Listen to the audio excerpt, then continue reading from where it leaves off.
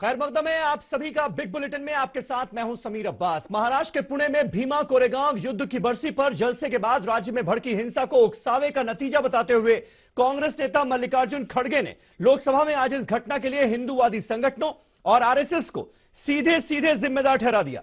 कांग्रेस ने पीएम नरेंद्र मोदी पर चुप्पी साधने का आरोप लगाया और कहा कि वो दलितों के अत्याचार के मुद्दे पर हमेशा चुप रहते हैं। कांग्रेस के इस आरोप पर सत्ता पक्ष आग बबूला है। सरकार की तरफ से बोलते हुए अनंत कुमार ने साफ किया कि इस मुद्दे पर विपक्षी दल और खासकर कांग्रेस के नेता हिंसा की आग बुझाने के बजाय भड़काने का काम कर रहे हैं, जिसकी वजह से हालात बदतर हुए। इस बीच पुलिस ने दलित नेता और एमएलए जिग्नेश मेवाणी की सभा पर रोक लगा दी और मुंबई में उनको सुनने आए स्टूडेंट्स को हिरासत में लिया गया। जिग्नेश और उनके साथी उमर खालिद के खिलाफ हिंसा के लिए भड़काने और भड़काऊ भाषण देने का केस भी रजिस्टर कर लिया गया है। सवाल यह भी उठ रहा है कि दंगा भड़काने के आरोपी कट्टर हिंदूवादी संगठनों से जुड़े संभाजी भिड़े और मिलिंद एक बोटे अब तक आजाद क्यों घूम रहे हैं। सीधा सवाल यह है कि आखिर महाराष्ट्र की इस आग का असल जिम्मेदार कौन है। क्या यह पता चल पाएगा या सिर्फ और सिर्फ सियासत होगी इस मुद्दे पर। इसी पर करेंगे बात अपने तमाम खास मेहमानों से, लेकिन पहले यह रिपोर्ट। जात पात के शोले में जलता महाराष्ट्र, पहले मजहब की तकसीम, मुल्क को जात पात के नाम पर तकसीम करने की हो रही है साजिश। फडणवीस हुकूमत हालात की संजीदगी को समझने में क्यों रही नाकाम। महाराष्ट्र की आग का जिम्मेदार कौन।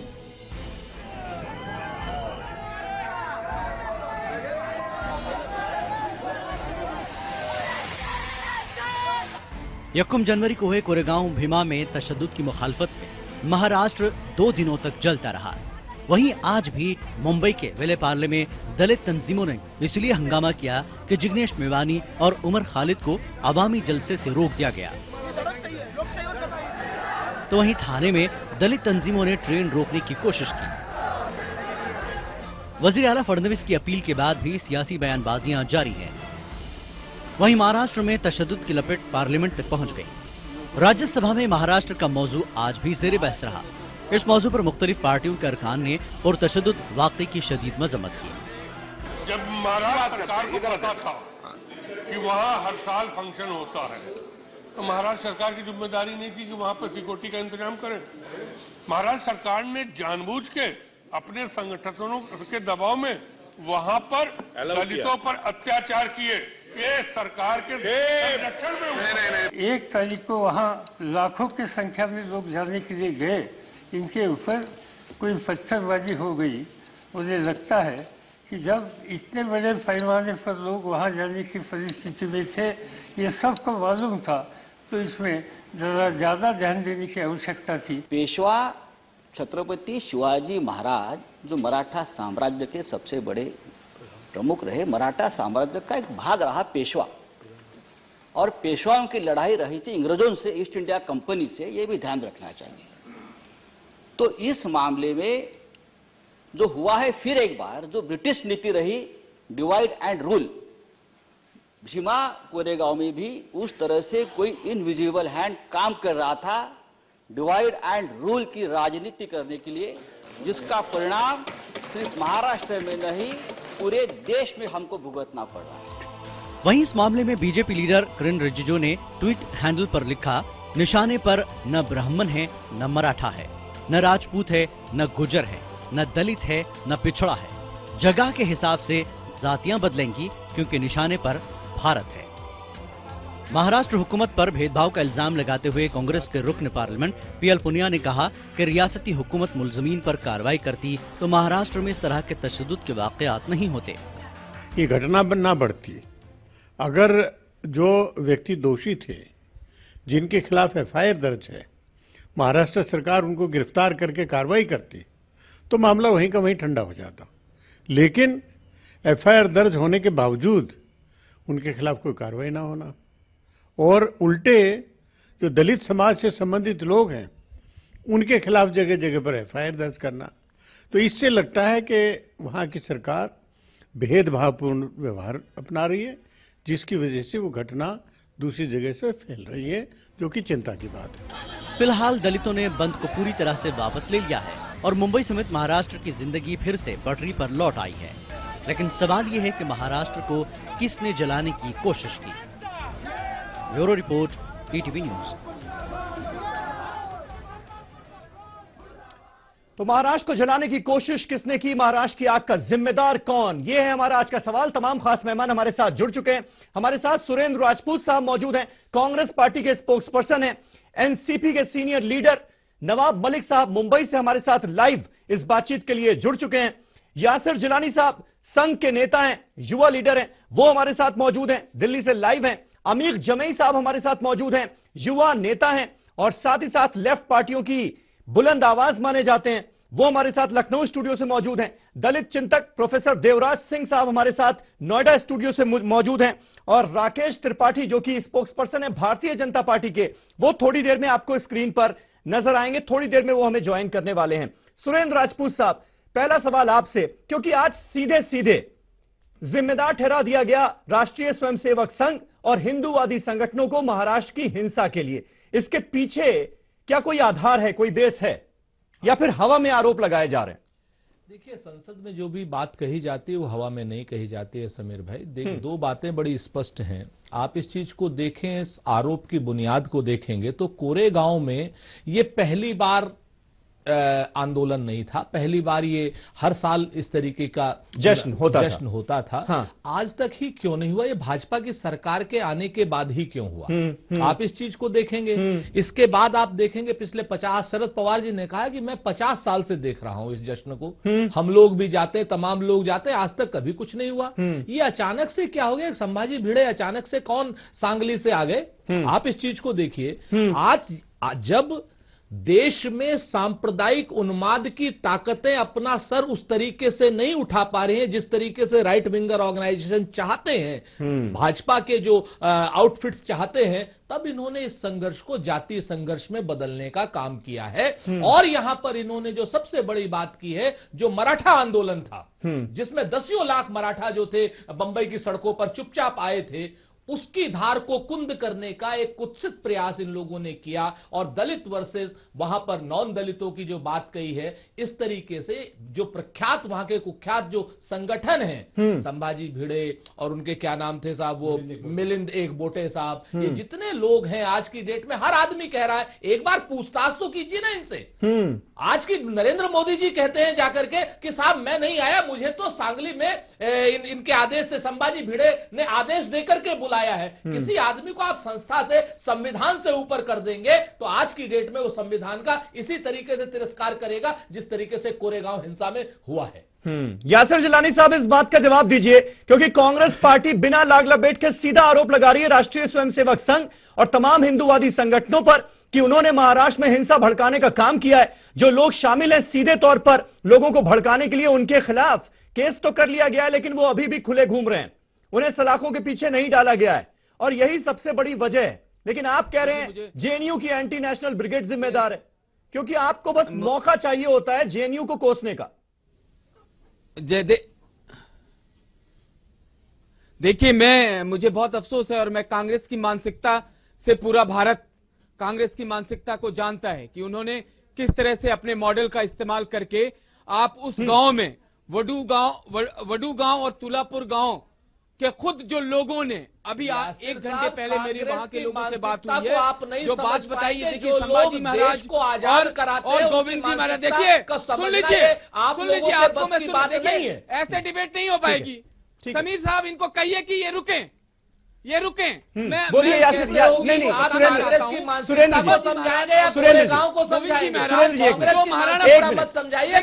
की समस्या को क्या बात कर रहे हैं, पहले सुन या फिर आप अपनी बात रखिए, कंप्लीट कीजिए जी। कोरेगांव की समस्या को समझाने की कोशिश कर रहा हूं। आप फिर मैं इनसे पूछूंगा, मैं उसका पूरी पृष्ठभूमि में जाना चाहता था, लेकिन मैं इनके सामने सीधे बात रखना चाहता हूं कि जिग्नेश मवानी, सुनिए, जिग्नेश मवानी को क्या जरूरत थी वहां जाके लोगों को भड़काने के लिए? चलिए, वो दलित नेता हैं, अभी एमएलए हुए हैं, उन्मादी हैं थोड़ा। उमर खालिद क्या कर रहा था, जो देशद्रोह के केस में जेल जा चुका है, वो क्या कर रहा था? वो क्या देशद्रोह के केस में वो क्या कर रहा था वहां नहीं, जाके? यासिर साहब, मैं इसका जवाब दूंगा ना, का काम कर इसका रहा जवाब था। लेफ्ट देखिए, पार्टियां देंगी, आप यकीन जिग्नेश नहीं मेवानी के करेंगे, समर्थक इस वक्त देंगे। कांग्रेस आपने और आपने तथाकथित जो आपने ये आरोप सेकुलर दल लगाया, है इस वो पर जवाब हाशिए पे, मिलेगा आपको, वो इस हाशिए पर पे जवाब जा मिलेगा चुके और हैं। सवाल भी पूछे जाएंगे, लेकिन जी। आप तो संभाजी भिड़े की बात कीजिए नहीं ना। लेकिन वो जो हिंदूवादी आपने संगठन मेरे लोगों से को सवाल भड़काने किया, के काम में लगे रहे, नहीं उनका क्या? आपने मेरे से सवाल आप किया, भी सिर्फ दूसरी तरफ की बातें कर रहे हैं ना। आप बताइए कि कोई एक नहीं एक किसी ऐसे चीज को आप एक भी चीज को बता दीजिए, या तो मीडिया के थ्रू या किसी वहां पुलिस के थ्रू जो एडमिनिस्ट्रेशन है, कि कोई भी इस तरह के जो संगठन है वहां कहीं भी इन्वॉल्व पाए गए। आप बताइए। अच्छा, आपने कहा कि आप हम लोग जेएनयू पे क्यों आ जाते हैं, तो ये वही मॉडल है। अरे भाई, केस रजिस्टर हुआ है कि केस रजिस्टर हुआ है, आप ही की वहां पर सरकार है, आप ही की पुलिस है, क्या कर रहे थे? अब तो केस भी रजिस्टर हो गया ना, तो ये बात भी तो मानिए। तो अगर उमर खालिद और जिग्नेश मेवानी के भड़काने से लोग भड़के, तो फिर संभाजी भिड़े के भड़काने से भी भड़के ना, ये बात मानिए ना। उसको बचाने की कोशिश क्यों कर रहे हैं?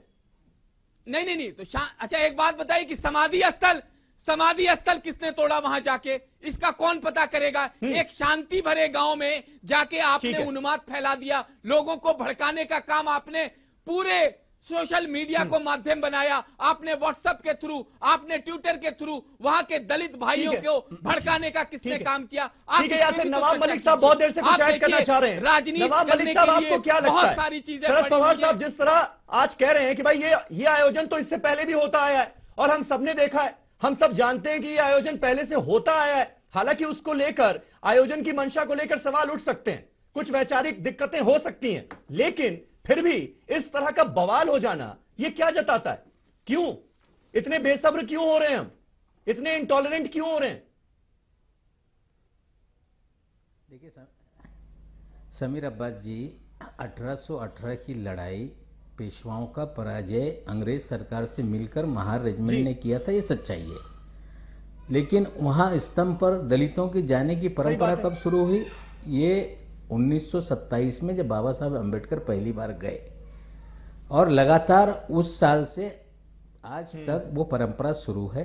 इस साल 200 साल पूरे हो रहे थे। तब ब्राह्मण महासभा ने कहा कि ये काला दिवस है, पेशवाओं की सरकार अंग्रेजों से मिलके उखाड़ने का काम किया गया। उसके बाद जस्टिस पीबी सावंत जो सुप्रीम कोर्ट के जज रह चुके हैं, जो जस्टिस कोलसे पाटिल जो हाई कोर्ट के जज हैं, इन लोगों ने कहा कि हम शनिवार वाड़े में हम जो है ये सूर्य दिवस मनाएंगे। अब वो वीर दिवस मनाने के लिए उन्होंने कार्यक्रम आयोजित किया पुणे शहर में शनिवार वाड़ा में, जिसमें जिग्नेश मेवानी आए, प्रकाश अंबेडकर थे, अलग अलग संगठन के लोग थे, और उस कार्यक्रम से इसको जोड़कर भारतीय जनता पार्टी कहीं ना कहीं अपनी विफलताओं को छुपाना चाहती है। मामला कोरे गांव में हुआ मामला, कोरे गांव में जो मामला हुआ, वहां पर जो मिलिंद एक बोटे हैं, उन्होंने काला दिवस मनाने की परमिशन मांगी। वहां के पुलिस अफसर ने एक गांव के बगल में परमिशन दी, जहां पे लोग जमा हुए, और वहां से निकलकर पत्थरबाजी कर गाड़ियों को तोड़ा गया, जलाया गया, और वहां से भीड़ जब लौटी अपने अपने गांव, दूसरे दिन उसका रिएक्शन शुरू हो गया। प्रकाश अंबेडकर जी ने उसका आंदोलन का ऐलान कर दिया और बंद होकर कहीं ना कहीं वो गुस्सा कम हो गया, ये सच्चाई है। लेकिन ये सारे दंगे के पीछे जो लोग थे, मिलिंद एक बोटे, मनोहर भिड़े, उनपे मुकदमा पुलिस ने दर्ज किया है, और वे सारे लोग, उनका कहीं ना कहीं संबंध भारतीय जनता पार्टी से, आरएसएस से है। इसे बीजेपी या आरएसएस नकार नहीं सकती। अगर नहीं था तो मुकदमा दर्ज क्यों हुआ? वो जो वहां पर गोविंद गायकवाड़ जी की समाधि तोड़ने की बात है, ये समाधि तोड़ने के लिए मिलिंद एक बोटे जी का संगठन वहां था, उन पे मुकदमा बीजेपी से राकेश त्रिपाठी, सीधा सीधा आरोप है कांग्रेस पार्टी का, एनसीपी का, तमाम ओपोजिशन पार्टीज का, कि आप लोगों ने दंगे भड़काने की कोशिश की, और हिंदूवादी संगठनों के दो लोग, शिव प्रतिष्ठान हिंदुस्तान के संस्थापक संभाजी भिड़े जो पहले आरएसएस से जुड़े रहे हैं, और मिलिंद एक बोटे, इनका नाम सामने आ रहा है, केस रजिस्टर हुआ है। लेकिन बात यह उठाई जा रही है कि इन लोगों के हौसले दरअसल महाराष्ट्र में बीजेपी की सरकार के दौरान बुलंद हैं, जिसका नतीजा हमारे सामने है।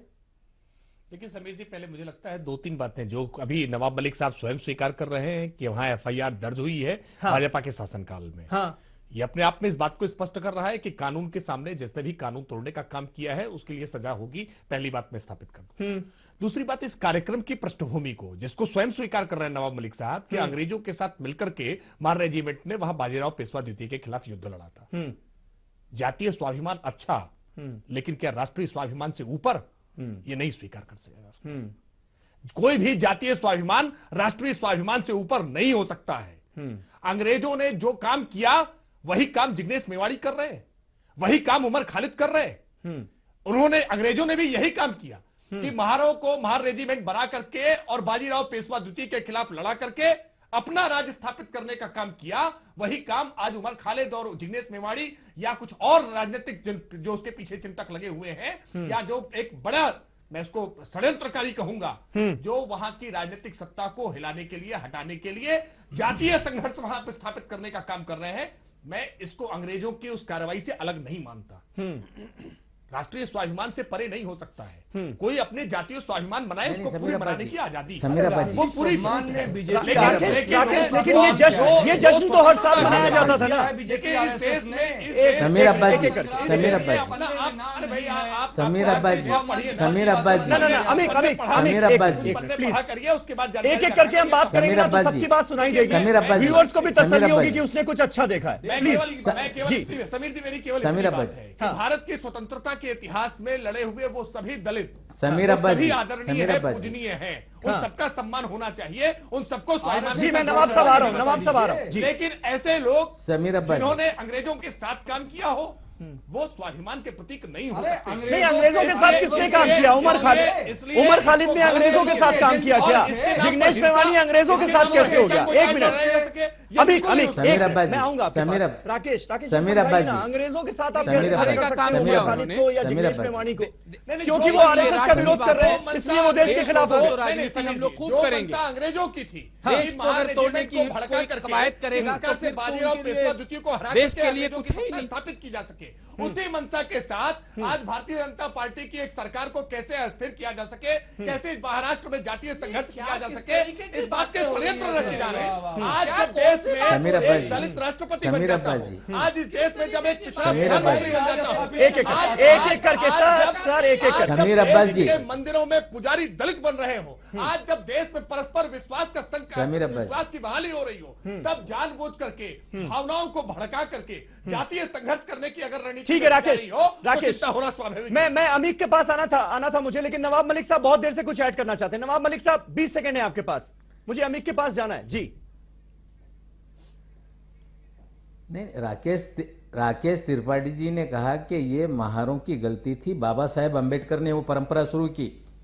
बाजीराव मनुवादी मानसिकता से दलितों पे अत्याचार कर रहे थे, दलित का उत्पीड़न हो रहा था, और उसके बाद बाबा साहब ने जाकर उस परंपरा को शुरू की कि हमने पेशवाई खत्म की, क्योंकि मनुवादी मानसिकता से हम पर अन्याय हो रहा था। और जो बाबा साहब ने परंपरा खत्म की, या जिस परंपरा को बाबा साहब ने शुरू की, उसको आप कहते हैं कि यह कहीं ना कहीं देश के स्वाभिमान के खिलाफ था। यही मानसिकता के कारण भिड़े मनोहर और मिलिंद एकबोटे, अखिल भारतीय ब्राह्मण महासभा, इन लोगों ने काला दिवस मनाने का कार्यक्रम बनाया, जिसके कारण हालात बिगड़े। दलितों ने पेशवा को हालात बिगड़े, ईस्ट इंडिया कंपनी की फौज ने हरा दिया। तो अंग्रेजों की जीत का जश्न हम आज मनाएंगे तो इसका तो विरोध हो सकता है, लेकिन वो विरोध वैचारिक तौर पर हो सकता है, ये नहीं कि हिंसा पर कोई आमादा हो जाए। समीर भाई, मेरे हिसाब से तो यही समझ में आता है। 1927 से ये कार्यक्रम हो रहा है, उमर खालिद 1927 से, और राज्य सरकार ने उस कार्यक्रम को सारी बातें की सरकार है, इसका भी तो जवाब देना पड़ेगा। के मॉडल्स को आपने कभी देखा नहीं, किस तरह से इन लोगों ने भारत के अंदर एल्गार परिषद अपने राजनीतिक मफाद के लिए इन्होंने किस तरह से भारत को फैलाने का काम, इनका इतिहास उठा के देख लीजिए। और उमर खालिद जो भी लोग गए हों, उसमें प्रकाश अंबेडकर साहब भी थे। हाँ, वो कार्यक्रम होता है, वो कार्यक्रम 2 दिन पहले का कार्यक्रम है। कोरेगांव की घटना अलग है, उसका कोई आपस में संबंध ही नहीं है। लेकिन जिन लोगों ने दलित समाज पर हत्या, उनके ऊपर हमला किया, अमीक, लेकिन ये बात माननी होगी आपको, दलितों पर देश भर में अत्याचार हो रहा है, इसको लेकर भड़काऊ बातें की गई या नहीं की गई? सुनिए, दलित समाज के ऊपर ब्राह्मण महासभा के लोगों ने हमला किया, और ये जो मिलिंद एकबोटे संभाजी भिड़े जो है, हाँ। ये मोदी साहब के दोस्त हैं। इनका फोटो मोदी साहब के साथ है। मैं ये पूछना चाहता हूं, पूरे देश में जब दलित मोदी साहब कहते हैं अंबेडकर साहब उनके गुरु हैं, वो अंबेडकर साहब के चेले हैं। मोदी साहब कैसे देख रहे हैं कि इस देश का दलित मारा जा रहा है पूरे महाराष्ट्र में, गुजरात में? अरे भाई ये गलत तथ्य मत रखिए, कहीं कोई नहीं मारा जा रहा है। वहाँ हिंसा किसने की है ये जांच कर रहे हैं। कैसी बात कर रही है आप? ये बातें कह रहे हैं वास्तविकता में ये पॉलिटिकल स्टेटमेंट है, ये पॉलिटिकल स्टेटमेंट है, आपत्ति है इस पर। वो सारे हत्यारे मोदी साहब के दोस्त हैं। अमित, बीजेपी के कितने सांसद दलित हैं आपको पता है? 40 सांसद। हम ये कह रहे हैं, अरे भाई देश के राष्ट्रपति दलित हैं, 40 सांसद। ये पूरी तो अगर आप दलित विरोधी कह रहे हैं बीजेपी को, तो आपको डेटा भी देना पड़ेगा, आंकड़े पेश करने पड़ेंगे कि कहाँ क्या हुआ। अनिल जी, हम ये पूछना चाहते हैं आरक्षण का विरोध कौन करता है? हाँ। हम ये कह रहे हैं मंडल कमीशन का विरोध करके कमंडल लाकर पूरे देश को आग के हवाले किसने किया? किसने कहा कि मंडल कमीशन का विरोध करके कमंडल लाया गया? ये पूरी तरह। अरे अमित साहब, अमित कहाँ चले गए? आप क्या मंडल किसने लाया? अरे समीर अब्बास साहब, ये अमित साहब की ये जो लाल सलाम वाली मानसिकता है, जो अधर्म की बात करने वाले लोग हैं, अब देखिए आपको पूरे के पूरे इवेंट को डिरेल करके ये मंडल की बांटने का काम कर रहे हैं। राकेश भाई, आप सद्भाव की बात करिए, आप जोड़ने की बात करिए। केशव मौर्य साहब उत्तर प्रदेश में किसी ब्राह्मण का हाथ नहीं पकड़ सकते। गलत बात है, गलत बात है, ये पूरी तरह से गलत बात है। आप ऐसे तथ्यों से ये एंटी सोशल एक्टिविस्ट की बात है, ये एंटी सोशल एक्टिविस्ट की बात है, ये सोशलिज्म की बात नहीं कर रहे हैं, ये समाज के बंटवारे की बात कर रहे हैं। ये पूरी तरह से भाजपा के विरोध करने के लिए सोशल एक्टिविस्ट के भेष में बैठे। देखिए ये अमीर जामी जो है, समीर अब्बास साहब, ये वही लोग हैं जो कहते हैं अफजल तेरे अरमानों को मंजिल तक पहुंचाएंगे। ये इनसे जरा पूछिए, अफजल तेरे अरमानों को मंजिल तक पहुंचाएंगे कहने वाले आज दलित भाइयों को आपस में लड़ा के हिंदुस्तान के टुकड़े करना चाह रहे हैं। बिल्कुल जिग्नेश मेवानी के सपोर्टर हैं। अमीर साहब सोशल एक्टिविस्ट के नाते यहाँ बैठे हैं, उनको सोशल हार्मनी की बात करनी चाहिए, लेकिन वो सबको करनी चाहिए सर, उन्होंने जितनी बातें करनी चाहिए सोशल हार्मनी की बात, एंटी सोशल है, ये समाज को तोड़ने वाली है। ठीक है, देवराज सिंह साहब, आपके हिसाब से इस हिंसा का जिम्मेदार कौन है? किसने इग्नाइट किया? कौन है जो नहीं चाहता कि महाराष्ट्र में हालात जो है वो शांतिपूर्ण हैं? देखिए, ये जो घटना घट रही है, जातिगत आधार पर जो हिंसाएं होती हैं, वो आज भी शर्मनाक है इस समाज के लिए। लेकिन अभी जो घटनाएं घटी, इसके जो क्षेत्र है गुजरात, महाराष्ट्र और मध्य प्रदेश, तो ये जो शुरुआत हो रही थी, यहाँ पर मुझे पॉलिटिक्स ज्यादा लग रही है। जिस तरह से इसको पॉलिटिकल कलर दिया जा रहा है, और जो ये सबसे पहले ये डिस्कोर्सेज कैसे चल रहा है, जैसे ये यहाँ पर पुणे में जो सेलिब्रेट कर रहे थे जो लोग, तो उसमें दो विचारधाराओं का आपस में डिस्कोर्सेज है जी, दक्षिणपंथी और दलितों के बीच में। उसमें दक्षिणपंथी ये कहते हैं, यानी राइट विंग ये कहती है कि ये जो देसी शासक थे वो अंग्रेजों के खिलाफ लड़ाई थी, ये लड़ाई।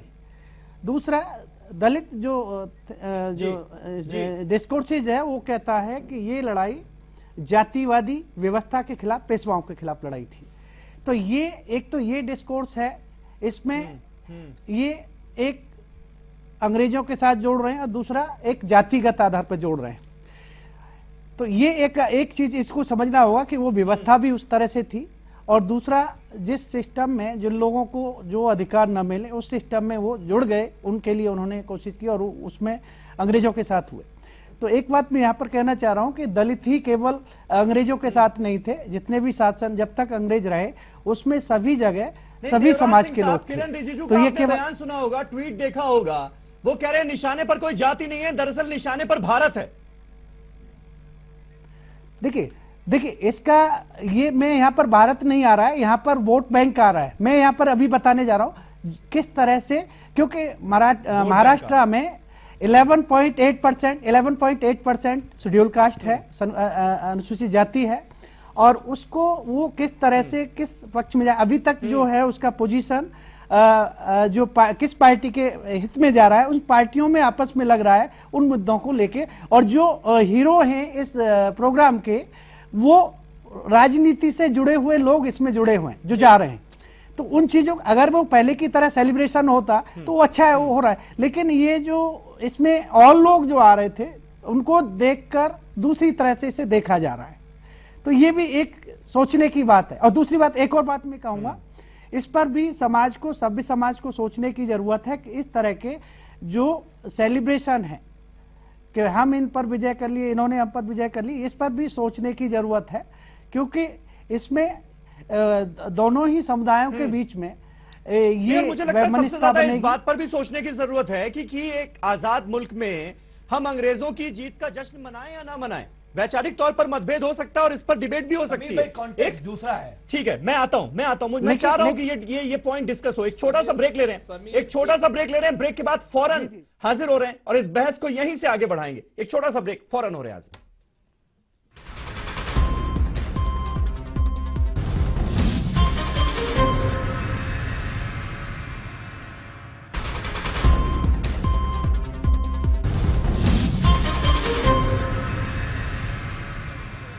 तो महाराष्ट्र की आग का जिम्मेदार कौन, यह है हमारा आज का सवाल।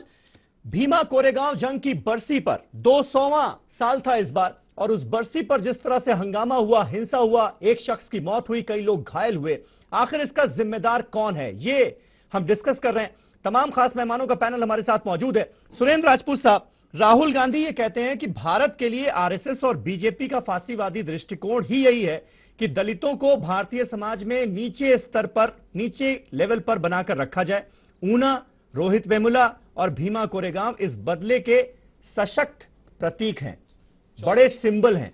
जब वो ये कहते हैं तो पलटकर आरोप ये लगता है कि आप भी हिंसा को भड़काने की कोशिश कर रहे हैं। वो दलित जो नाराज हैं उनके गुस्से को आवाज देते हुए नजर आ रहे हैं और कहीं ना कहीं उकसाने की कोशिश कर रहे हैं। क्या ऐसा नहीं है? दलितों के गुस्से को हम अपना नैतिक समर्थन भी देंगे, संवैधानिक समर्थन भी देंगे। दलितों को बाकी सब लोगों के बराबर आने का हक है और हम पूरी जिम्मेवारी से राजनीतिक पार्टी के तौर पर बिल्कुल खड़े होंगे और उनके गुस्से के भी साथ खड़े होंगे। जिम्मेवारी से कह रहे हैं, गुस्से के साथ खड़े होंगे। आज चौथी बात भारतीय जनता पार्टी के विद्वान प्रवक्ता राकेश त्रिपाठी जी ने भी कर दी। आज इन्होंने अंबेडकर जी को देशद्रोही बना दिया। वो कैसे? अभी इन्होंने कहा कि जो संघर्ष वहां पर हुआ था, महार रेजिमेंट वर्सेस क्या नाम इसका पेशवाई का, तो उस पेशवाई के संघर्ष को, उसको जश्न को मनाने की आवश्यकता क्या है? जिन लोगों ने वो जश्न मनाते हैं वो देशद्रोही हैं। आज की डेट में राकेश जी का ये बिल्कुल आपत्तिजनक बयान, और 1927 से लेकर के आज तक अंग्रेजों की जीत का जश्न क्या हमें मनाना चाहिए? मैं बताता हूं आपसे, वहां पर अंग्रेजों की जीत का जश्न नहीं था। उस वक्त जो थे वहां भारत एक देश के रूप में नहीं था, तो वो भारत देश का कॉन्सेप्ट नहीं था, राज्यों की अपनी आपस की लड़ाई थी। जैसे टीपू सुल्तान को कह दिया जाता है कि इन्होंने 10-20 हिंदुस्तानी पेशवा की हुई थी ना, जीत ईस्ट इंडिया कंपनी की फौज की हुई थी ना। समीर मुझे सिर्फ 60 सेकंड नहीं था, मतलब क्या है? भारत का कॉन्सेप्ट हमेशा था। भारत का कॉन्सेप्ट जब तक ठीक है राकेश, बहुत इंपॉर्टेंट पॉइंट है। सुरेंद्र जी अपनी बात कंप्लीट कर लें। मुझे लगता है कि भारतीय जनता पार्टी के लोग बौखला गए हैं। नहीं, आप राजपूत साहब कंप्लीट कीजिए। दो बातें मैं सुनना चाह रहा हूं, छोटी सी बात बताता हूं। टीपू सुल्तान के ऊपर इन्होंने आरोप लगाया ना, टीपू सुल्तान वहीं से आएगी बात ना, बड़ी छोटी सी बात है, 10 सेकंड में खत्म हो जाएगी टीपू की बात। वो अपना राज्य बचा रहा था, उसमें 20,000 हिंदू मरे, उसमें 10,000 मुसलमान भी मरे, 10,000 क्रिश्चियन भी मरे। वो अपना राज्य बचा रहा था। उस वक्त उसे जिससे लड़ना पड़ा वो लड़ा। उसी तरीके से सम्राट अशोक ने कलिंग के युद्ध में लाखों हिंदू मार दिए, तो सम्राट अशोक को देशद्रोही थोड़ी हो गया। उसी तरीके से महार रेजिमेंट ने अपनी शान की लड़ाई, अपनी इज्जत की लड़ाई को लड़ने के लिए जिस दुश्मन का भी, पेशवा के दुश्मन का साथ लेकर के महार रेजिमेंट जीती थी, वहां अंग्रेज नहीं जीता था। अगर महारों ने वो लड़ाई लड़ी है अपनी अस्मिता की उसको बचाने के लिए, तब बाबा साहब ने उसका जो है वहां मतलब आप इस लड़ाई को Hindustani Peshwa versus East India Company या अंग्रेज नहीं मानते? बिल्कुल नहीं थी ये लड़ाई। वहां पर तथ्यों से मुंह मोड़ना है, और अगर ये तथ्यों से मुंह मोड़ना है और वास्तविकता में जातीय राजनीति है। राकेश जी, अगर ये तथ्य नहीं है तो बाबा साहब अंबेडकर भारतीय जनता पार्टी कह रही है देशद्रोही है। हमारे बिल्कुल नहीं, आप भारतीय जनता बाबा साहब पार्टी भीमराव अम्बेडकर को देशद्रोही है। बाबा साहब भीमराव अम्बेडकर को सम्मानित, उनको सम्मान देने का काम तो हमने किया है। बाबा साहब भीमराव अम्बेडकर ने कितनी दिनों बाद किया है, इस बात को याद करिए। बाबा साहब भीमराव अम्बेडकर का विरोध तो कांग्रेस के लोगों ने किया है। भीमराव अम्बेडकर को देशद्रोही मानती है भारतीय जनता पार्टी। कोरेगांव की आप जो तथ्य रख रहे हैं, इतिहास के तथ्यों को हमेशा तोड़ मारा रहा है वामपंथियों के साथ मिलकर के कांग्रेस ने। इस देश के इतिहास को विकृत करने के अपराध कांग्रेस के लोगों ने वामपंथियों के साथ मिलकर के किया है, और इसका कारण है आज देश की जनता भुगतान कर रही है। मैं मानता हूं समाज में सद्भाव लाने की आवश्यकता है। अगर दलितों के साथ कुछ गलत हुआ है तो उसको आज रिपेयर करने की जरूरत है, उसको कुरेद करके दलितों के सेंटिमेंट्स को भड़का करके सामाजिक सद्भाव को, सामाजिक ताने बाने को और छिन्न भिन्न करने की जरूरत नहीं है। कांग्रेस के लोग सामाजिक सद्भाव को बिगाड़ने का काम कर रहे हैं। जिस तरीके की हरकत कर रही है उस हरकत को आप क्षमा अरे भाई, जो लोग जेल में खड़े हो जाते हैं, भारत तेरे टुकड़े होंगे इंशाअल्लाह कहने वालों के साथ उससे अपेक्षा क्या कर सकते हैं?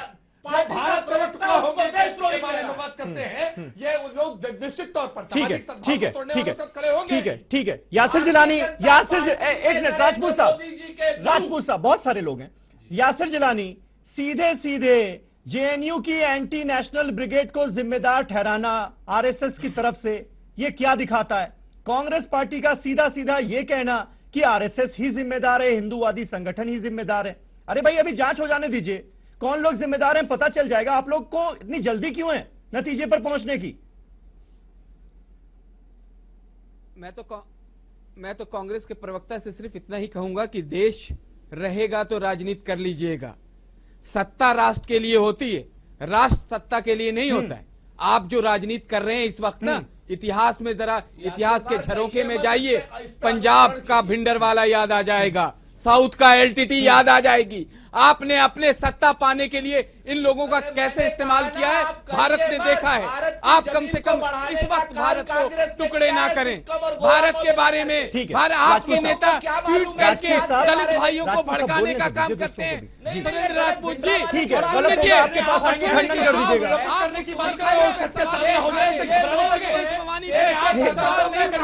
आप इनसे कहिए कि बात को सुने। आप उन लोगों पे सवाल नहीं उठाते जो कहते हैं कि अफजल तेरे अरमानों को मंजिल तक पहुंचाएंगे। बहुत अफसोस होता है भारत का, कंप्लीट करें, आपकी बात नहीं सुन पाए। 125 करोड़ लोग आपको देख रहे हैं। राजपूत साहब ये ना कीजिए, राजपूत साहब मत कीजिए ऐसे। अब यहाँ अंग्रेज नहीं है, उस चाल को मत चलिए। ये मानवीय स्तर पे आपसे मेरी गुजारिश है कांग्रेस के नेताओं से जी नहीं, लेकिन इनको कहिए, ये मानवीय स्तर पे मेरी गुजारिश है कि भाइयों को भाइयों से मत लड़वाएं, देश के टुकड़े ना करवाएं। ये गिरी हुई राजनीति कांग्रेस कर रही है सिर्फ क्योंकि इनके हाथ से सत्ता निकल गई है। ये इतने बौखला गए हैं 3.5 साल में, इन्हें लगता है कि ये सर्वाइव नहीं कर सकते इनके नेता। और हम आपको हिंदुस्तान में, आपने कह दी ना अपनी बात, अमित की बात सुनने दीजिए। अमित, ये झगड़े के जो जड़ है वो क्या ये नहीं है? भले ही इसमें इंस्टिगेट किया बहुत सारे लोगों ने, उनके खिलाफ कार्रवाई होनी चाहिए, सलाखों के पीछे उन्हें भेजना चाहिए, चाहे वो जिस भी पार्टी से ताल्लुक रखते हो, जिस भी संगठन से ताल्लुक रखते हो, वो बात ठीक है। लेकिन मूल जो जड़ है वो क्या ये नहीं है? बोन ऑफ कंटेंशन ये नहीं? समीर भाई देखिए, जिस राजपूत साहब ने उसके पीछे जो परिवेश है उसके बारे में बताया है, उस जमाने में जब ये लड़ाई की महारों ने जब पेशवाई के साथ जो है जंग लड़ी जो है उन्होंने, उस जमाने में जो पेशवा मतलब जो आज के हमारे ब्राह्मण भाई लोग हैं, इन्होंने पूरे दलितों पर जो अत्याचार मचाया हुआ था, उनको अपने एक हंडिया डाल के चलना होता था जिसमें वो ताकि जमीन पे ना थूकें। उनको जो है कमर में एक झाड़ू लटका के चलना पड़ता था, जहां से चलते जाएं वहां पे वो झाड़ू देते जाएं। ऐसे अत्याचार थे उनके ऊपर कि दुनिया के इतिहास में ऐसा अत्याचार नहीं मिलता है। उस वक्त का जो समय था, हमारा पूरा देश जो है ठीक है, अलग अलग अत्याचारों की, जुल्म की याद दिलाकर आज लोगों को भड़काने का मतलब क्या है? अलग अलग टुकड़ों में, क्योंकि हमारे बाबा साहब ने एक ट्रेडिशन शुरू किया वहां पर, भीमराव अंबेडकर ने। मैं आज खंडन करता हूं इस बात का। मैं हमारे जो मोदी साहब कहते हैं कि वो गुरु हैं जो है अंबेडकर साहब, और अंबेडकर साहब को आज उनके एक प्रवक्ता पार्टी के त्रिपाठी साहब हमारे बगल में बैठे हैं जी, वो कह रहे हैं कि उनके लोग देशद्रोही हैं। बेसिकली ब्राह्मणवाद का चेहरा यही है कि दलित पिछड़े ये शूद्र हैं, इनको अगर ये आपके घुटने पर टेक सकते हैं, घुटने आपके पकड़ सकते हैं, तब तो इनको बहुजन मंजूर है, नहीं तो ये बहुजनों को बराबरी नहीं दे सकते। वो जो जंग लड़ी गई वो बराबरी की जंग थी, और अंग्रेजों की मुखबरी, अंग्रेजों के एजेंट, आरएसएस के बड़े बड़े नेताओं के नाम हमारे देश के इतिहास में दर्ज हैं। क्या कहेंगे इस पे भाजपा के प्रवक्ता? राष्ट्रवाद की बात करते हैं। अरे आप गलत बात कह रहे हो, झूठ बोल रहे हैं, आपके पास कोई तथ्य नहीं है, आप इस तरह की बातें ना करें, क्योंकि आप लोग चाइना के घुसपैठिए हैं। देखिए संकट मैं आ रहा हूँ नवाब मलिक साहब, संकट क्या है? देखिए एक बात बिल्कुल क्लियर है कि महार रेजिमेंट ने बाजीराव पेशवा के साथ भी युद्ध लड़े हैं। ये सच्चे इनको भारत को तोड़ सकते हैं। और अंग्रेजों की जब एंट्री होती है, ईस्ट इंडिया कंपनी की एंट्री होती है, तो वो महार रेजिमेंट जो बाजीराव पेशवा द्वितीय के साथ थी, उनको अपने साथ मिला करके, उनको तोपे दे करके उन्होंने बाजीराव पेशवा द्वितीय को हराने का काम किया। ठीक है, अंग्रेजों की फूट डालो राज करो की नीति यही से प्रारंभ होती है। अंग्रेजों की तो थी फूट डालो राज करो की नीति, लेकिन आज हम फूट डालो राज करो की नीति पर क्यों अमल करते हुए नजर आ रहे हैं? तो जिग्नेश मेवाड़ी से पूछिए। हाँ। ये प्रश्न तो नवाब मलिक साहब, नवाब मलिक एक मिनट सवाल पूछिए इनसे। ठीक है, नवाब को सोते जागते प्लीज नवाब मलिक साहब अचानक से ये बातें इतनी अहम क्यों हो गई? जश्न पहले भी मनता था, तब तो कोई दिक्कत किसी को नहीं होती थी। और दूसरा सवाल आपसे ये, जब आप ये कहते हैं कि बीजेपी और आरएसएस इसके लिए जिम्मेदार है, तो यानी इसका मतलब तो ये हुआ कि महाराष्ट्र में अपनी ही सरकार को अनस्टेबल करने की कोशिश कर रही थी बीजेपी? नहीं, गुजरात का बदला ले रहे हैं महाराष्ट्र में। नवाब मलिक साहब, मैं उम्मीद करता हूं कि थोड़ी देर में बोलूंगा, आप सभी लोग सुनेंगे, क्योंकि मैं बंबई और महाराष्ट्र से हूं। सच्चाई सुनो। ऐसा है कि अभी त्रिपाठी जी कह रहे थे कि जश्न मनाना बिल्कुल सर, प्लीज देशद्रोह है। मैं इनको ये बताना चाहता हूं कि ये 200 साला जश्न ये महाराष्ट्र सरकार द्वारा उसका सरकारी कार्यक्रम बनाया गया। केंद्रीय मंत्री रामदास आठवले वहां आए, वो रात में आकर चले गए, और सवेरे सवेरे जो मंत्री महोदय बापट साहब हैं वो भी उस कार्यक्रम में थे। अगर ये देशद्रोह है तो सरकार ने कार्यक्रम क्यों आयोजित किया, इसका जवाब लोग चाहते हैं। अब सवाल ये है कि वहां पर दलित बड़े पैमाने पे आया, काला दिवस मनाने की परमिशन संघ के जुड़े हुए लोगों ने मांगी, और एक साजिश थी कि आप कह रहे हैं कि उन्हीं की सरकार वो गड़बड़ी क्यों करेंगे। एक साजिश थी कि मराठा और दलितों में संघर्ष खड़ा कर दिया जाए, ताकि दलित पूरी तरह से हमारे साथ आ जाए। जो एक मराठा मूवमेंट है, और कहीं ना कहीं एनसीपी कांग्रेस के साथ बड़े पैमाने पे मराठा लीडरशिप है और मराठा है, तो उनके खिलाफ दलितों को खड़ा किया जाए, एक साजिश की गई। लेकिन जिस तरह से एक बोटे और भिड़े जी का पूरा मामला था, संभाजी ब्रिगेड नाम का एक मराठा संगठन है, उन्होंने एक्सपोज कर दिया किस तरह से परमिशन दी गई, और जब उन्हें एक्सपोज किया गया तब मुकदमा दर्ज हुआ। सच्चाई ये है कि दलित मराठा संघर्ष खड़ा हो, ये साजिश की गई थी, वो पूरी तरह से विफल हो गई। और कहीं ना कहीं इस साजिश को उमर खालिद और मेवानी के पीछे छुपना चाह रहा है आरएसएस और बीजेपी। उन दोनों का महाराष्ट्र की राजनीति पे, दलित मूवमेंट पे कोई प्रभाव नहीं। वो आए, छात्र भारती का आज कार्यक्रम था, उसकी भी परमिशन इसीलिए रोकी गई कि प्रचारित हो। हमें लगता है कि जिग्नेश के पीछे आरएसएस या बीजेपी छुप नहीं सकती, पूरा षड्यंत्र ये बेनकाब हो गया। अब कहीं ना कहीं न्यायिक जांच होने वाली है, मामला सामने आएगा। लेकिन दो नेता जो संघ से जुड़े हुए हैं, उनकी गिरफ्तारी क्यों नहीं हो रही है? मुख्यमंत्री क्यों कह रहे हैं कि हम कहीं ना कहीं जो कमीशन ऑफ इंक्वायरी एक्ट है उसकी रिपोर्ट आने के बाद गिरफ्तार करेंगे? कमीशन ऑफ इंक्वायरी एक्ट में गिरफ्तारी पे रोक नहीं होती। अपने लोगों को बचाने के लिए मुख्यमंत्री खुलेआम बहाना ढूंढ रहे हैं, और ये पूरा खेल जो था बीजेपी का बिगड़ गया है। अब उमर खालिद और जिग्नेश के सर बांध कर कहीं ना कहीं उसमें से भागना चाहते हैं। वो महाराष्ट्र में, चाहे देश में कोई भी चर्चा हो, लेकिन महाराष्ट्र की जनता समझ रही है। ठीक है, राकेश त्रिपाठी साहब, सीधा इल्जाम कि जिग्नेश मेवानी और उमर खालिद के पीछे छिपने की कोशिश मत कीजिए। जो गलतियां हुई हैं उनको एक्सेप्ट किया जाए, संघ से जुड़े हुए जो लोग हैं उनको जल्द से जल्द सजा दिलाई जाए, अरेस्ट किया जाए। और ये गलती आपसे हुई, और वो तो साफ कह रहे हैं कि साजिश थी, बाकायदा मराठा दलितों को लड़वाने की इस साजिश की जा रही थी। ठीक उसी बात का जिक्र वो कर रहे हैं, फूट डालो और राज करो वाली नीति का, जिसका जिक्र अभी थोड़ी देर पहले आप कर रहे थे अंग्रेजों के लिए। नहीं, नवाब मलिक साहब मेरी बात से सहमत हो गए। ये बात तो मैं भी कह रहा था कि इसमें षड्यंत्र है। लेकिन षड्यंत्र करने वाले वो लोग हैं जिस प्रकार से अंग्रेजों ने एक फूट डालो राजनीति करो की नीति अपनाई थी, महाराव को बाजीराव पेशवा द्वितीय के विरुद्ध लड़ाई लड़ा करके, उसी प्रकार से आज दलितों के सेंटिमेंट्स को जानबूझ करके भड़का करके उनको लड़ाने का प्रयास किया जा रहा है। जब देश में राष्ट्रपति दलित हो जाए, जब देश में प्रधानमंत्री पिछड़ी जाति का हो जाए, जब देश में पुजारी दलित बनने लगे, तब इस प्रकार की राजनीति करना ये कुत्सित प्रयास है, ये षड्यंत्र है। नहीं, लेकिन जिग्नेश मवानी के पीछे छुपने के एक मिनट जिग्नेश मवानी को जिम्मेदार ठहराने की कोशिश आप लोगों ने की। आपके ही सेंट्रल मिनिस्टर जो हैं उन्होंने उस बात को खारिज कर दिया, रामदास अठावले ने। उन्होंने कहा कोई रोल ही नहीं था। एक बात बताऊं, इसका मतलब जबरदस्ती फंसाने की कोशिश कर रहे हैं ना आप लोग बचने के लिए। मैंने एक बात पहले ही कहा कि लोकतंत्र में सबको अपनी बात रखने का अधिकार है, अपनी आवाज उठाने का अधिकार है, अपने त्योहार मनाने का अधिकार है, अपने जलसे करने का अधिकार है। लेकिन उस जलसे में जाकर के जिस प्रकार से भड़काने का काम किया गया, भाजपा ने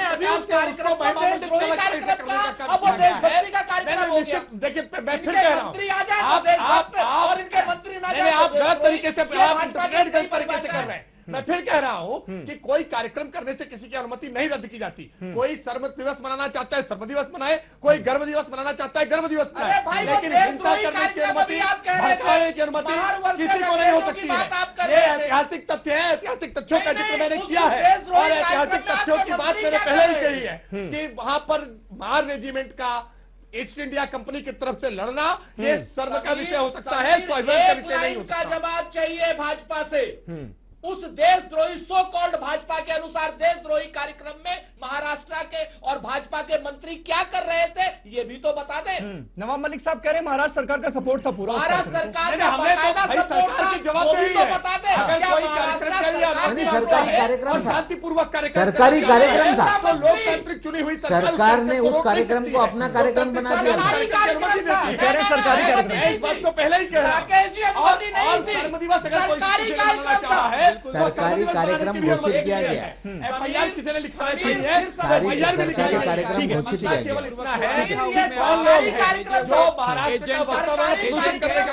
कहीं ना कहीं भारत को तितर बितर तोड़ना, भारत में उन्माद फैलाना, भारत में आपसी लड़ाई लड़वाना, इत्तेहाद, इखलाक, भाईचारा का खून करना, जो एजेंट हैं आपके वो उनमें कामयाब। अगर मुंबई में जिग्नेश मेवानी के कार्यक्रम को, उनके भाषण को रोका गया तो ठीक किया गया ना फिर, क्योंकि ऐसे वक्त में मुंबई पहुंचकर वहां फिर ये सारी भड़काऊ बातें होती और फिर उससे और लोग भड़कते, फिर तो ठीक गया ना, फिर ठीक किया गया। उस पर हो हल्ला क्यों?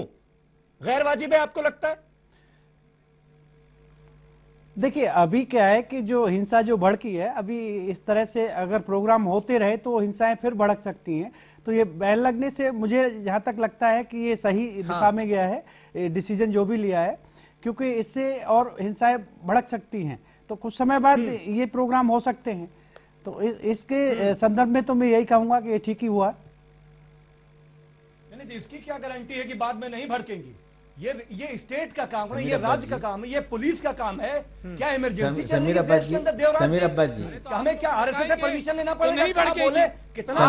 अगर आप शांतिपूर्ण किसी प्रोग्राम को करना चाहेंगे, कोई मना नहीं कर रहा। भारत का लोकतंत्र सर्वमान्य है, संविधान के ऊपर यकीन है, लेकिन आप उस संविधान को के साथ छेड़छाड़ करना चाहते हैं। आप उसमें बताइए कहना चाह रहा हूँ बाबा साहब भीमराव अम्बेडकर ने जो शिक्षा दी उसको कहीं ना कहीं आप तोड़ना चाहते हैं। जेल जाने वाले थे योगी जी, हमारे मुख्यमंत्री जो उत्तर प्रदेश के हैं। अरे भाई आपको जानकारी नहीं है।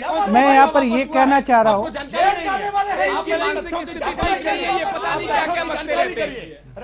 इनकी अमित जामी की मानसिक स्थिति ठीक नहीं है, मुझे लगता है। पता चलता है कि आपके पास तथ्यों की कितनी कमी है। मलिक साहब को सुन लीजिए, तथ्यात्मक बात कह रहे हैं। नहीं, वो आपके एजेंडे की बात कर रहे हैं ना, वो सामाजिक सौहार्द बिगाड़ने की बात कर रहे हैं। सरकार तो सरकारी कार्यक्रम देशद्रोह का कराती है, ये तो आप लोग अब क्या कहेंगे? बार कराती है। अच्छा ठीक है, ये शब्द देशद्रोह शब्द इस्तेमाल मैंने किया, आपने किया, बार बार करने का काम नहीं। समीर अब्बास जी, नवाब मलिक साहब, आप हिंदुवादी संगठनों को जिम्मेदार ठहरा रहे हैं। बहुत सारे लोग हैं जिनके खिलाफ केस रजिस्टर भी हुआ है, लेकिन क्या आप मानते हैं कि जिग्नेश मेवाणी और उमर खालिद जैसे नेताओं की भी जिम्मेदारी है कहीं ना कहीं अपनी राजनीति, अपनी सियासत चमकाने के चक्कर में क्या बोला जा रहा है और इसका क्या असर पड़ेगा, इसका ध्यान नहीं रखा गया। ये मानेंगे आप? देखिए, जो छात्र भारती का आज मुंबई के भाईदास हॉल में कार्यक्रम था, एक लिमिटेड उनका संगठन है, उसमें कहीं ना कहीं लेफ्ट ओरिएंटेड संगठन है, उनके वो नेता हैं, उनका कार्यक्रम था। इसे रद्द इसलिए किया गया कि प्रचारित हो कि इनके कारण सारा माहौल बिगड़ा हुआ है। सही बात यह है कि एक हॉल के कार्यक्रम से माहौल नहीं बिगड़ेगा और पूरे चैनल पे जिस तरह के कार्यक्रम दिखाए जाएंगे, जिस तरह की चर्चा की जाएगी, उससे बड़ी शांति हो जाएगी। कि कहीं ना कहीं अलग तरह का खेल पूरे देश में चल रहा है। एक विशेष वर्ग को पोलराइज करके कहीं ना कहीं चुनाव जीतने की रणनीति पूरे देश में बनाई जा रही है। रिजिजू के यहाँ पे ट्वीट पे चर्चा हो रही है, नहीं चर्चा हो रही है कि भाई कोई किसी का नुकसान नहीं होता। तो हम पूछना चाहते हैं कि ऊना में दलित पिटेगा तो कौन निशाने पर रहता है? अगर वहां पर उत्तर प्रदेश में चंद्रशेखर जी का वो निकले, अंबेडकर जयंती का जुलूस, उस पर गोली चलाई जाए, तब किसका नुकसान होता है? वहां पे कहीं ना कहीं आप लातेहार में दो मुसलमानों को फांसी पे लटका दो। नहीं, किरण रिजिजू भी यही कह रहे हैं। आप वहां पे नवाब मलिक साहब इस तरह से जब होगा तब रिजिजू को नजर नहीं आता भारत कि ऊना क्यों हो रहा है। वो ये कह रहे हैं तो कहीं ना कहीं वो कॉन्स्पिरेसी एंगल जो है, अरे वो गृह मंत्री है, वो जवाब दें, ये क्यों हो रहा है? ऊना पे सरकार ने क्या नवाब मलिक साहब से लातेहार में मुसलमानों को फांसी पे लटका दिया, केरला में मासूम समसेवकों की आपने हत्या वहां पे कम्युनिस्ट सरकार कर रही है, जिंदा जला दिया, त्रिपुरा में आपने क्या कम्युनिस्ट किया? सरकार पूरे मासूम देश में आप समसेवकों की आग हत्या करवा रही लगाओगे है और आज तो बात आप लोग करोगे फिर कि बोलते गलत नहीं हो रहा है, है। फिर आपको आप वहां सरकार में केरला हैं और आप केरला और इस तरह त्रिपुरा से आपको याद नहीं बोल आता रहे है। हो तो आपको कैसी क्या बात अधिकार करें? बनता है? केरला में क्या कर रही है कम्युनिस्ट सरकार, क्या अधिकार त्रिपुरा बनता में है क्या कर आपका? रही है, उसका जवाब आप दीजिए। जाकर आपको ऊना याद आ जाता है, आपको रावण याद आ जाता है उत्तर प्रदेश का। तो आपको अगर कोई हिंदूवादी कार्यकर्ता, कट्टर हिंदूवादी संगठन आपको भड़काने का काम करता है तो उसकी मुखालफत भी तो करनी होगी यासिर ना। उस वक्त आप अपना फर्ज भूल क्यों जाते हैं? घुसकर दलितों को जला दो, आप पॉलिटिकल क्यों हो जाते हैं? सिर्फ और सिर्फ जिग्नेश मेवाणी में ही बुराई क्यों नजर आने लगती है आपको? ये भी इसका भी तो जवाब दीजिए ना यासिर। और जब पॉलिटिकली फायदा मिलेगा तब कहोगे कि एकता नहीं, केरला की तब कौन बात रहेगा। करेगा? मेरा छोटा सा पॉइंट ये अम्बेडकर को अपना गुरु मानने वाले हमारे देश के वजीर आजम मोदी साहब का ट्वीट कब आएगा? दलितों पर की जो हत्या हुई है, देश में जब पिछड़े मारे जाते हैं उनके हत्यारे, देश में जब मुसलमान मारे जाते हैं उनके हत्यारे, ये सभी हमारे वजीर आजम के दोस्त कैसे निकल जाते हैं? इन सब लोगों की फोटो एक साथ कैसे निकल जाती है? मेरे ख्याल से ये भी एक पूरे देश में चिंता का विषय है। राकेश, इसका आपको जवाब देना चाहिए। एक बात, पहली बात तो अमीक साहब जितनी भी बातें, यही आरोप लगे, नहीं, अमीक साहब जितनी भी बातें कह रहे हैं सब तथ्यों से परे होती हैं। इनके पास या तो तथ्यों की जानकारी नहीं है या जानबूझ करके इनकी राजनीतिक मजबूरी है इस प्रकार की बातें करें। देखिए, अरे भाई किसी दलित की हत्या नहीं हुई है, पहले तय करिए, आप जानकारी इकट्ठी करिए पहले। आप वहां पर दलित की हत्या नहीं हुई है, पहली बात इस बात को समझ लीजिए। और ऊना का मसला लॉ एंड ऑर्डर का मसला था, वहां गिरफ्तारियां हुई है। उसके बाद आप समझिए समाजवादी पार्टी के शासनकाल में अखलाक की हत्या होती है और इसके लिए जिम्मेदारी भाजपा की तय की जाती है। देखिए, पिक एंड चूज मत करिए। कानून व्यवस्था के मसलों को कानून व्यवस्था की दृष्टि से राकेश, आप उसको दलित के एंगल से, मुस्लिम के एंगल से, ब्राह्मण के एंगल से, ठाकुर के एंगल से मत देखिए। राकेश, संभाजी भिड़े और एक गोटे के संगठनों को आप लोग कहीं ना कहीं हवा दे रहे हैं, इसलिए उनके हौसले बुलंद हैं। ये सीधा आरोप है, इस पर बोलिए ना, इस पर जवाब चाहिए। मैं बिल्कुल साफ साफ कह रहा हूं। मैंने सबसे पहली बात आपके शो में यही कही थी कि जिनने भी कानून तोड़ा है, जिन्होंने भी कानून व्यवस्था को चुनौती दी है हिंसा भड़काने के लिए, वहां प्रयास किए हैं, वो जांच में आएंगे तो निश्चित तौर पर उन पर कार्रवाई होगी। वो व्यक्ति, अरे भाई हिंसा के लिए आपकी तरह कोई वकील नहीं, कोई दलील नहीं और फैसला हो गया। ये काम वामपंथी कर सकते हैं, ये काम केवल वामपंथी कर सकते हैं। अरे भाई, आपकी भारत में निष्ठा नहीं है, आपकी भारत में निष्ठा नहीं है, आपकी निष्ठा तो चाइना में है। इसलिए आप चाहते हैं कि चाइना मजबूत हो, भारत कमजोर हो जाए। भारत को कमजोर करने के लिए जरूरी है कि यहाँ जातीय संघर्ष हो। अरे भाई, अंग्रेजों का दूसरा प्रतिरूप है वामपंथी। ठीक है नवाब मलिक साहब, भारत में नवाब मलिक साहब संघर्ष चाहते हैं। ठीक है नवाब मलिक साहब, अगर हम एक बात, नेताओं की बात मान लेते हैं, सियासी जमात की बात मान लेते हैं कि ये दरअसल साजिश है और सियासी साजिश है, तो इस सियासी साजिश से भला किसका होने वाला है?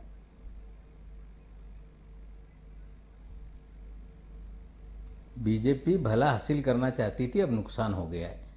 तो भला ढूंढने के लिए उमर खालिद और जिग्नेश मेवानी का नाम उछाला जा रहा है।